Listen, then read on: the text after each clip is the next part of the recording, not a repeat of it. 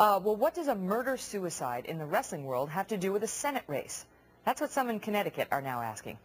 Chris Benoit, I was pronouncing that incorrectly earlier, killed his wife and his 7-year-old son before committing suicide in 2007. Now Benoit's father is attacking Republican candidate Linda McMahon. The people of this state want someone that cares not for the people that work for her to go and represent them in Washington.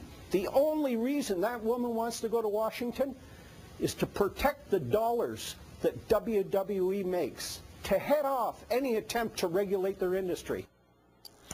Well, Ben Ferguson is an Icon network radio talk show host, and Jamu Green is the former president of the Women's Media Center and advisor to Hillary Clinton's presidential campaign. Panel, thanks so much for being here. So this is a little bizarre. It's a little out of left field, but for some, this is a very important issue. And I want to start with you, Jamu, because Dick Blumenthal actually flew Mr. Benoit down to Connecticut and organized that press conference and was clearly putting him out there because he wants to take a shot at McMahon.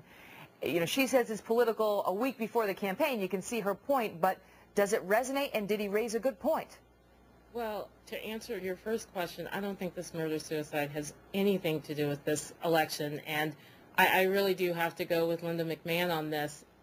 This is, in a sense, from a wrestling standpoint, a cheap shot, and the weird thing is that the Attorney General can beat Linda McMahon on her merits, on the issues. He's the candidate who is going to bring jobs to Connecticut, who is going to help turn the economy around with the help of the Obama administration.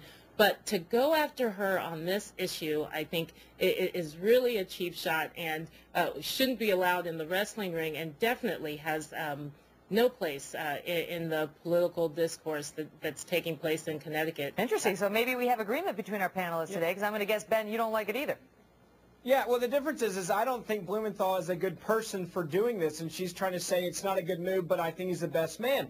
This shows how unqualified he is. The fact that their campaign would go out, find someone that has pain, suffering, anger, distress over this issue, a personal issue of someone dying and killing their family members, and use it to try to get elected, shows how sick Blumenthal's campaign is to actually do this. I mean, to go there and find someone in this state of mind that's looking for someone to blame and say, I'll fly you up, I'll pay for your hotel, and I want to use your tragedy so I can help get elected, is the sickest rail of politics I've seen this year. You know, Jamu, one of the strangest things is that you kind of expect last-minute desperate tactics from somebody who's losing, you know. But look at the latest polls on this Connecticut race. Dick Blumenthal is ahead considerably. We've got a Rasmussen poll, we've got a Fox poll. Look at the Fox poll. Look at him, he's got 53 to 42 over her, 11-point lead. Rasmussen has it even larger. RealClearPolitics.com has, I think, a 12-point average lead that he has over her. So, Jamu, politically, what do you make of this? Well, as the voters in Connecticut have gotten to know both of these candidates, Blumenthal, his numbers have only been going up. They've been connecting with him on the issues, and that's why this makes no sense at all. Like, it's risky. They just moved this from leaning Democrat to actually a solid Democrat seat. So it makes it does call into question, I think, maybe some of the fear that the campaign is thinking about, maybe the landslide of conservative voters that are expected next Tuesday. But, you know, really just to look at this race on the issues, to deal with her on her merits is where the Attorney General should have stuck to, and not pull this cheap shot. And she came out last night, and she sort of doubled down on that last night. She went on the record. I want to give our viewers a sample of what she said, Linda McMahon, because she obviously thinks this is political as well. Here she is last night. It's politics as usual. The Blumenthal campaign paid for Mr. Benoit to come down, put him up in a hotel. And I think it's, you know, clearly an intent to try to be a distraction from the real issues that are facing the people here in Connecticut. You know, the voters in Connecticut are looking for jobs. They're looking for the economy to turn around. And, you know, to fly Chris Benoit's father down here for a press conference today was just, you know, pretty, I think, pretty reprehensible. Ben, let me just play devil's advocate for Dick Blumenthal right now, okay? Because you guys don't agree with the move. But Mr. Benoit says the reason he wanted to come out and speak to this is because he believes the only reason she is running for this position is because she's against any sort of regulatory crackdown on the WWE, and she wants to make sure she gets the power to try to prevent it. Now, if that's true, all right, so you can't dismiss that right out of hand. Maybe you want to, but let's say he has a point. then that is something Connecticut voters have a right to know, isn't it, Ben?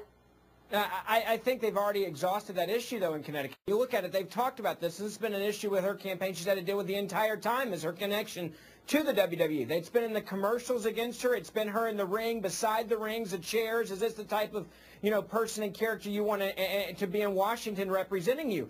Everybody knew this. This, to me, shows the lack of understanding of issues by Blumenthal's campaign to think that this was necessary when you're winning. I mean, to me, it looked like it was at the point where it was almost like we're beating you and we're going to run up the score on you. We're going to trash you that much more at the end of this campaign. It's like a coach that doesn't understand when to punt instead of just trying to run up the score. And it looked personal to me. Yeah, well, sometimes it can be dangerous. We led the hour with the latest poll results in Kentucky, which are now showing, according to public policy polling, a 13-point spread in the Kentucky race. That's the biggest we've seen. Rand Paul over his Democratic opponent Jack Conway after Jack Conway came out with that Aqua Buddha ad, and that became a big issue. So there's a question about whether this kind of thing backfires when you're leading by double digits. It's curious. You don't attack somebody's religion like that happened in Kentucky. Yeah, we're not going to get back on that. We already debated that one. You don't accuse somebody. Yeah, you also don't accuse somebody of being at fault for someone's death and murder, suicide, and that's what this campaign has done. And that's I would be surprised it doesn't hurt him next week. We'll be watching. Ben, Jamu, thank you both so much.